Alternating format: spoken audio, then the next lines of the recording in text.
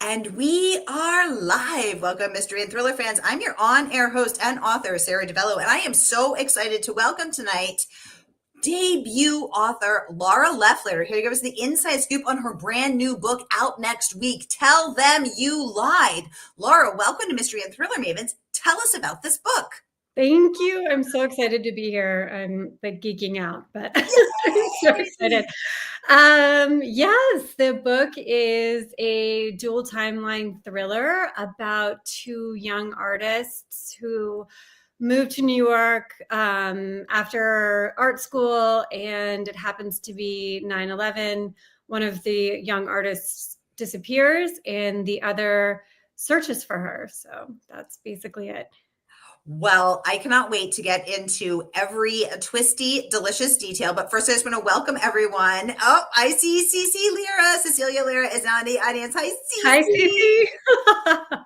Welcome, everybody. We are broadcasting live to 7 different destinations across Facebook and YouTube. So no matter where you're watching from, you are in the right place. This is the right time. It is Mystery Monday because Mondays can be murder. We are going to make it a little less painful and get your week off to a killer start. So if you've been here before, you know the drill. And if you're new, welcome, friends. Here's the drill. Every Monday, I give you my handpicked featured authors, and you get to ask them anything. So ask Laura about how she came up with this crazy idea. Ask her about the story behind the story. Laura knows a thing or two about the art scene in NYC, and I know I need to know more about that. Ask her about these two very twisty, complicated characters. Ask her anything that you are wondering. Write in the comments, and I will get them right over to her. So we have Sharon joining us from YouTube. She says, "Hi, girls. Happy Monday." Hey, Sharon. So good to have you.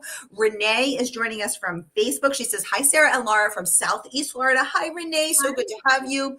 Jane is joining us from Facebook. Hi, Jane. So good to have you. Welcome, welcome, welcome, everybody.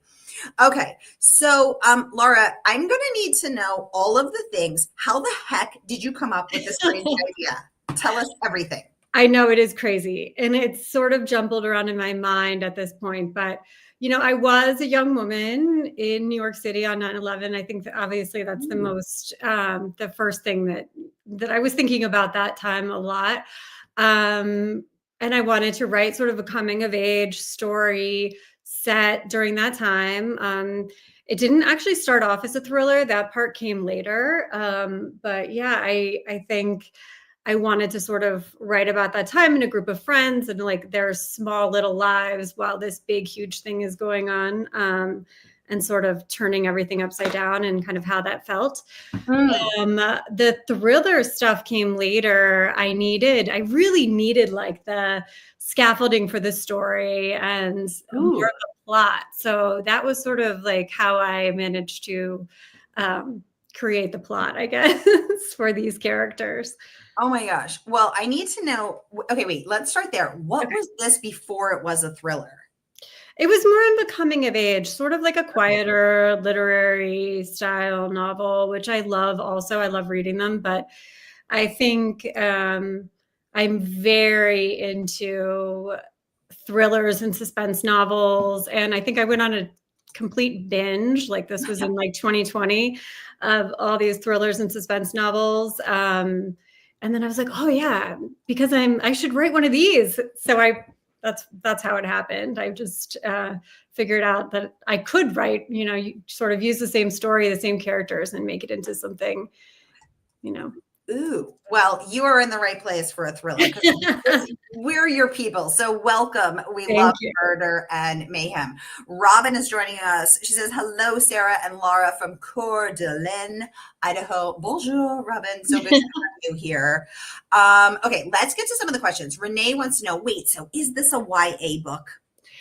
It's definitely not a YA book. Though the characters are young, they are 22 at the start of the book, and then we bounce back in time to them meeting at the beginning of their time in art school. So they're 18 up to 22, but it's definitely not YA. I think there is some very mature subject matter. So my daughter wants to read it, but I'm not letting her do that. She's only 11, so I'm not. Oh my, yeah. Although recently I had an author on who someone asked if it was appropriate for their 16-year-old daughter, and he said, "Oh yeah, my 15-year-old daughter read it." And I was thinking, Really? not let my child read this particular spicy book, but it's so interesting. People are more, Yeah, yeah, I guess. I mean, I don't know. people are laughing with us. I love seeing your little laughing. They're the laughing bouquets of laughing faces going up on Facebook. Oh, that's so funny. I think it would be, it depends on the child, I guess. Or it depends on the teenager. Yeah, 11 is too young for this book. I'll put it that way. Well, I was so excited. So I actually got to read a super early copy of this. I read this book last draft because I was very honored that Laura asked me for a blurb, and I was delighted to provide one and to jump into this book. And what I was especially, I'm really interested in female friendships, friendships in general, but I'm really interested in female friendships. And I'm especially interested in ambition and art and creativity and the tangled webs of these worlds. And so the first thing that I thought was, oh my gosh, this is to the art world what Megan Abbott is to the ballet world or the cheerleading world, which is, I loved that. yay. I love Megan Abbott, so that's amazing to hear. Yay. I interviewed Megan 5 years ago for that book. And so I love peeling the curtain back on these secret worlds as well. So I think I don't know anything about art. I don't know anything about the art world. So I was very voyeuristically peering in the window of this world, because when I think of the art scene in, New York in the late 90s, early 2000s, I think of this, I mean, in my world, it's this in my mind is romantic, dark streets and, studios, and they're kind of dirty and gritty and grungy and everybody's so cool. And so I was like wondering if, that if my imagination was true. So I was so interested to peer into this world. Tell us about your experience in the art world and how you drew from that for this book.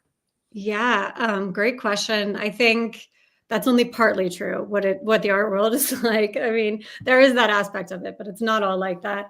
I think, I have a background in art history. I have a master's degree in art history, and ended up working in contemporary art galleries for most of my adult life. So I was, working in art galleries, mostly in New York, but also in other places. But I also was writing like art reviews and essays and things like that, and interviewing artists a lot and publishing little pieces about art along the way. So I really did learn a lot about craft from like the visual art standpoint, and materials, and like how artists, you know, interact with the way their own creations, So I did get to meet and interview a lot of those people. So that gave me like a foundational standpoint, so I could write from the point of view of an artist, which I do in the book. But also there's a good deal, well, not a good deal, but there is some art history in the book. Nothing like, you don't need to know anything, but when I was studying art history, I became sort of fascinated by the images of female bodies that we see all the time, like walking through museums and everything else. So in galleries, and a lot of times they're naked, or, it's very sexualized. And I became interested in like, the women that we don't really talk about who are depicted in these images. So I did sort of go on a rabbit hole about, a lot of artist muses and things like that, the people that, we sort of got overlooked, and a lot of times were mishandled, misused by the artists who are so revered in art history. So I think, so both those things, so working in the art world, but also having like the art history background, it just kind of all blended together. And my characters are definitely striving to succeed in an industry that can be very superficial, and can be very, has a lot of, they're constantly inundated with images of the female body, and that rather than seeing like artists who look like them, and that they're successful artists, they see themselves more depicted as the art. And I think messes with their brains, both of them. So that was what I got. That's sort of how I got interested in this whole thing. This is very fascinating stuff. Oh wait, Renee has a question still about, because I said, ooh, it's so spicy. She must know, is there sexual content in the book? I mean, it's not like a romance. I love romance, but there's not really that much. It's more, I would say, toxic personalities, language, like language is an issue, R-rated language. What else is in there that I wouldn't, there's not so much. There's references to, people having hooked up, but there's nothing. Right. Yes. Yes. It's more messy and details. Yeah. General bad behavior. I mean, yes. That kind of thing that I wouldn't want my daughter doing. Exactly. I love this. Cecilia Lira wants to know, what is harder? Oh, good question. What is harder to break into, the art world or the publishing world? We just picked two. What next? Modeling and music? Right. I know, Cece. That's hilarious. I think definitely publishing, because really? Yes. Yeah. Publishing is much harder. Much harder. I think I don't know exactly how many galleries there are in Chelsea now, but I want to say there was something like some ridiculous number, like 500 or more galleries just in Chelsea in one neighborhood. So if you are interested in art, it's like they don't pay you anything. It's very similar, right? Like they don't pay you very much. And it's hard, but I think publishing is definitely harder. It's a lot more work too. Yeah. Ooh, that is so interesting, because I think we're talking about two very competitive industries, right? And then there's like modeling, music, and movies. These are probably the top 5 hardest worlds to break into. So that is, I would have thought you would have said art. So that's fascinating. Though, I mean, of course, I'm thinking about it from the perspective of like working in a gallery, which is not at all like the way that a visual artist would think about it. So I have to change my answer, actually. Thinking about it from like the creator's point of view, no, they're the same. Like it is very hard to break into a gallery if you're a contemporary artist. I know I have friends that have been working their whole lives and are brilliant artists and, are still, trying to make their way in their 40s and 50s and stuff. So. Right. And that could happen as well in the book world, or theater, music, modeling, movies, all of these things. Just so hard. Cece, what a great question. Yeah, great question. Sorry. And I should have answered that from the creator, like the artist point of view, not the gallerist. We should say they're both killer, cutthroat, literally.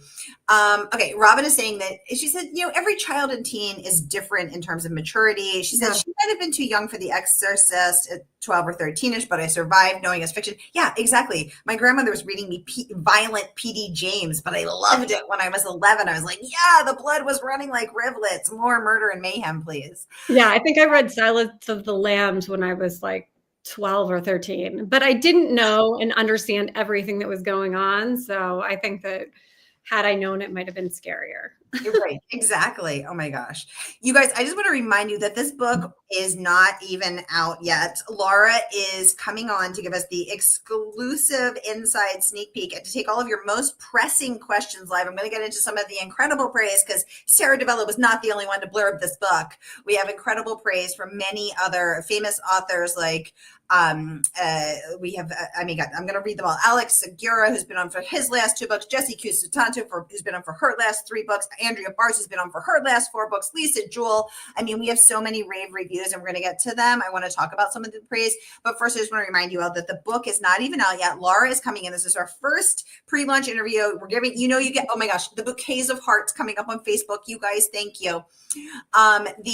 Give us the sneak peek, spill the tea, sing like a canary, tell all her dark and dirty secrets, and you can pre-order tonight from our favorite woman-owned independent bookstore. That is, of course, Murder by the Book. So whether you're watching with us on Facebook or YouTube, here is that link to pre-order and get your mitts on the inside of the New York art world and all of the dirty dealings contained in this killer and cutthroat world. Here is that link. Okay, so Renee has a good question. What is your writing style, and how long did it take you to write this? Well, it took me forever. That's what I can tell you. I think I wrote the first chapter of this, almost 10 years ago, and then sort of put it on pause and had to deal with a lot of family stuff, and then came back to it much later. But it's been a long haul. I think I learned a lot from writing this book, about my writing style and everything else. I think, as I was saying earlier, I tended toward more literary, quieter things. And then as in the process of writing this book, I realized what I really like to do. So that was very helpful, and I learned a lot about like structure and all that kind of stuff. So I studied writing in undergrad, and I've always been able to write a clean sentence and that kind of thing. That has come naturally to me, but the structure and plot has been very difficult, but it's definitely a learning process. But yeah, it took me a long, long time. Same. It took me 10 years to write my book. Yeah, it takes what it takes. I mean, That's what it takes. yeah, Exactly. Like books take how long they take. An elephant is pregnant for 2 years, right. and a human is pregnant for 9 months, and a fruit fly is pregnant for like a day. But everybody creates differently, and that's what it is. Right. Hopefully it'll get easier now that I know about structure, and I can, fill in my plot holes a lot better now, since I learned so much with this one. And I think, yeah, exactly. And I think that, writing a book is such a good learning process, especially for those who learn best by doing, which is definitely myself. So I think, when you're open to it and learning is doing. And so that is, it's so cool that you learned so much, and that's, a really good way to continue growing as a writer. I mean, it would be sad if you just kept doing the same thing, right? And you just it never evolved. So I think that's really cool. I definitely wouldn't have had a book published then if I couldn't if I couldn't figure it out, if I couldn't evolve. Exactly. Robin is saying, wait a minute, Laura has a blurb from the fabulous Sara DiVello. Yes, she does, Robin. Thank you. I do. Yay. And we also have some other amazing praise. So let's talk about this one from Lisa Jewell, because Lisa, funnily enough, also blurbed Sarah Pinbarrow's book earlier, which was today is Lisa blurbs. Lisa Jewell books Lisa Jewell has blurbed today is today. So Lisa had this to say about Laura's book. She said, "Tell them you lied. We'll keep you guessing until the end. I hope you never have a friendship like this." But Laura Leffler makes it gripping to read about. So let's talk about that, because the book actually opens with Anna, our protagonist, planning a rather dastardly deed. She is staging a mugging to scare her friend Willow. So immediately we're a little suspicious of Anna and her intentions, but then later it's like, well, Willow's like a complicated character. So what gave you the idea to stage the mugging of a friend? That's crazy. I know, it is totally crazy. I think so many things had to come together for me to put this, I don't know, to put it in my head. But as I said, I was in New York on 9/11. My roommate at the time, one of my good friends, hi, Emily, if you're out there. She's a great friend of mine. She is not one of the characters in the book, I swear. But she was mugged on her way to work one morning. This was right before 9/11. And it sort of was really jarring and weird. And then 9/11 happened, and we were like, what are we doing in this city? It was kind of like that. So I think when I was thinking about that time and wanting to write about that time, the idea also, in New York at the time, I think, everybody was, as they should have been, were very focused on what was going on at the World Trade Center. And so little things that would happen, like things like breaking and entering, or anything like little crimes didn't get very much attention. Right. Luckily, people were being really, really nice to each other. I mean, from what I remember on the streets, everyone was super taking care of each other. But there were some incidences where police were not able to get to, help other people. So all these things just kind of came together in my mind. And I thought, imagine someone being really terrible and diabolical and planning a crime while this was going on. And it sort of just came from there, And I think, one of the things that you reference in your description of the book is the competition between creatives that was first revealed in the writing world, actually, with the scandal of Who is the Bad Art Friend? Yes. Which was had thousands of people buzzing about what is creative license, can you draw on someone else's life, how, where are those boundaries? And Mm-hmm. so that was, yeah. Yeah, and it's not so clear cut, right? Like it's a lot of people have lots of different opinions about it. And I think the parallel there is, these two young women are supporting each other, but they're also sort of working against each other at the same time. So sort of like a superficial support. And I think that's, it is interesting because it's not very straightforward who is the bad art friend in either of these situations, who is, they're both kind of bad for what it's worth. Yeah. So I think everyone can come away from it with a different opinion about like who is actually to blame in that story. Well, there's definitely a lot. Yeah, there's a lot here to discuss, and we are not the only ones buzzing about it. Ashley Audrain had some wonderful words of praise. Let's take a look at that. She says a compulsive debut about a lusty college friendship. You don't hear lusty that often. Now I feel like we need to bring lusty back. Yeah, great Sweet word. artist, poisoned by envy, lies, ambition, and obsession, perfectly moody and sophisticated. This is the kind of delicious, elevated psychological suspense that you will sink right into. Andrea Bartz, who was on last week for her latest book, deems the book taut, dark, and beautifully written. Andrea also loves to write about female friendships, complicated friendships. She says, this twisted tale of ambition, envy, and toxic friendship had me turning the pages late into the night. And oh my gosh, I'm going to put all of your amazing blurbs in the comments so that everyone can read them at their leisure, but we only have 4 minutes left. So I do want to get to a few more questions. Someone was asking, what is your very favorite art museum in the world? Oh my God, what a question. In the world? In the whole world. I mean, honestly, gosh, this is a very hard question. That's a lot. I'm going to go with my gut response, which is probably super generic, but I'm going to say the Met because it is great. And I used to live very close to the Met, and I would walk over there like on Sunday afternoons when it was open and just like browse around in like their early Renaissance paintings, which are like, my favorite things to look at. And they also have an amazing modern contemporary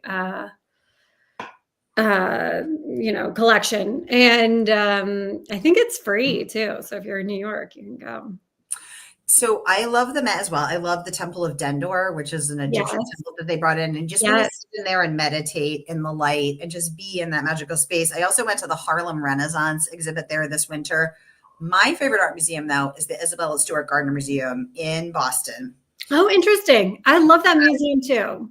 Yeah. I love it because Isabella Stewart Gardner felt strongly that art should not be appreciated because it is a Picasso or it is a Renoir and therefore it's good. So she doesn't have any of the paintings labeled. So you might be looking at a Signature Sargent, you might be looking at a Renoir. You don't know. Yeah. She just wanted you to appreciate it, not because of the famous person who painted it or drew it or carved it or whatever, but just because it resonated with you. And I appreciate that authenticity. I do too. Also, the space in the middle with the green yard. Oh, I thought you were going to say something else, but yes, that's beautiful. What were you going to say? Well, I mean, that was the scene as a like a thriller crime person, like the scene of the big art heist. So they still have the empty frames. Where the pictures were that were stolen. Oh, it's so painful. They're leaving them empty until they come back. And someday, and I want to know where the heck they are. I know. Buried some way. Oh, by the way, Cecilia says she is shocked by one of your answers, which I missed because it was too long ago. The comments are coming in too fast for me to keep up. But oh my gosh. Okay, so Robin wants to know, does this mean contemporary art is your personal favorite? Do you have a favorite artist, alive or dead? Great question. That is a great question. I mean, yes, I love a lot of different times in art, but contemporary art it's what I studied most in my degree. So, and it's like what I know most. It's like the stuff that I would sell when I was working in galleries. I think my favorite artist right now is Anna Mendieta. She was a performance artist in the 70s and 80s. And she did these amazing feminist, like just intense performances and photographs and videos. And she has a tragic story, but I won't get into that. But her artwork speaks for itself. But it's amazing. Yeah. I love that. Okay, we have one more minute. We're going to go into the lightning round because I want to get both of these because they're such good questions. Cecilia wants to know, what's a common misperception about the art world that you wish that everyone understood? Cecilia with the questions. Oh my God, Cece, you're putting me on the spot. A common I don't know. I don't know. I think what are some common misconceptions? That killer world, that everyone is doing drugs, that everyone's sleeping with everyone, that they're dirty and grungy and living in lofts with. Well, I think, maybe, yeah. I mean, maybe that's part of it. There's some truth to that. But I wish that people would understand that there are a lot of artists who are like struggling to make it, and that a lot of times they aren't paid for their labor and their work. Yeah. And a lot of the art market is traded between very, very wealthy individuals, and that the actual creators sort of don't get the recognition they deserve, especially with auction houses and stuff like that. Like when the artwork is trading hands, like the artists are not generally benefiting from that at all. It's really just like dealers. Oh my gosh. Yeah. Sorry. Renee, great question. What do you want readers to take away from this book? I love that. That's a really great question. And I think, I have a little afterward, an author's note at the end of the book. And I loved that author's note. Oh, did you read it? Thank you. It's more about. I read it first. I always read the author's note first. Oh, really? Oh, that's good to know. I read the author's note and the acknowledgement there. Yeah, I slipped it in there at the end because I was like, I really want to say this, and I don't know if I'm going to get a chance to. But I was pretty much directly speaking at any young woman who may be picking up this book and reading this book, and just to understand that if you are trying to make it in the art world, like make sure that you are assertive and that you're paying attention to your own needs and not trying to flatten yourself or letting anyone else take the life out of you and create an object out of you, basically. I think I said it more eloquently in my author's note, but yeah, that's kind of how I feel. Like just be strong and be your own self, and don't let anyone kind of dull you down. I love that. Yeah. Cause I was wondering, first of all, I love an author's note. I always read it first, but I feel like this is a book with a message, and it's written from the heart and from your own experience. And so I was very curious what you wanted people to take. And so Renee, I'm glad that Renee and I are always vibing. Renee's been with me for 5 years. Renee, all my mavens have been with me for 5 years. I love these guys. And I love that question. And I love hearing you say that, what you said about don't flatten yourself, Yeah. Because that's so, apropos for art. Right. Yeah. That's kind of what I was thinking, trying to fit a certain mold or whatever. You guys, time flies when you are having fun, and we are having so much fun, but I am just putting all of, and Renee says, thank you, Laura and Sara, for a fantastic interview, a fantastic discussion, and for answering all her questions. She says, Cece says, I was shocked by her answer that publishing is hard to break into. She likes to shock us, doesn't she, Cece? She's just as shocking us left and right. Yeah. But I jumped the gun on that one because I think it's the same. So yeah. Have you been to the Barnes Museum in Philadelphia, Laura? I have been to the Barnes. Yes. Is it the new one? Let's see. I haven't been there since 2014. Okay, they moved it since then out of the guy's house. downtown and build it a proper museum, which was like a 20-year fight between That's the board. that's a huge scandal because he also I know. didn't want anything He moved. didn't want that, but people were blocking the driveway. They couldn't get enough people in, whatever. So they moved it downtown Actually, on Art Row, and yeah. they put it in a proper museum. And it took the board 20 years of fighting. I've been to that. I've only been to the new one. Renee, great question. I love that space. Yeah, I actually feel like I've only been to the new one. I wonder, Oh, okay. was it like 10 years ago that they did that or more? I'm gonna have to look it up. I don't know. God, was it that long? I think it was after the pandemic, but now I'm doubting Oh, myself. really? Okay. Now I'm doubting myself. Cece is saying, I don't know who is the bad art friend, but I am clearly a bad agent. No, Cece, you're the best agent. Everyone here loves What you. are you talking about? Cece is the best agent. The best agent. She and a wonderful friend. We love Cece here. Okay, I am putting the rest of Laura's incredible blurbs in the comments so that everyone can read them at their leisure. Samantha Bailey, Kira Davis, Lurie, Alka Joshi. I mean, the praise, Sara DiVello, just the praise keeps going. I mean, not clearly the best is Sara DiVello. The praise is just going and going and going. And I want you guys to really see what the other writers, many of whom Samantha's been on for her last couple books, see what they're saying about this. But again, Laura is coming on a week early. This is to give us the exclusive inside scoop, which is just how we like it on Mavens. And you can pre-order tonight or anytime from our favorite woman-owned independent bookstore. That is Murder by the Book. Whether you're watching with us on Facebook or YouTube, here again is that link. So get your mitts on the world of the art world. Tell them you lied. Laura Leffler, thank you so much for joining us here, giving us the inside scoop, spilling the tea, telling us all of your secrets. And thank you. Oh, okay. The Barnes changed in 2012. Thank you, Renee. Yeah. Yay. Thank you to everyone who commented. Thank you to everyone who watched. And thank you to everyone who just watched with us. I see you too. So shout outs to Annalie, Renee, Katja, Clue, Sandy, Simone, Patricia, Becky, Kristen, Steve, Alan, Stacy. Thank you, Robin. Thank you, Renee. Thank you, everybody. Oh my goodness. John, Monique. Hi, everybody. John's joining us from Northeast Ohio.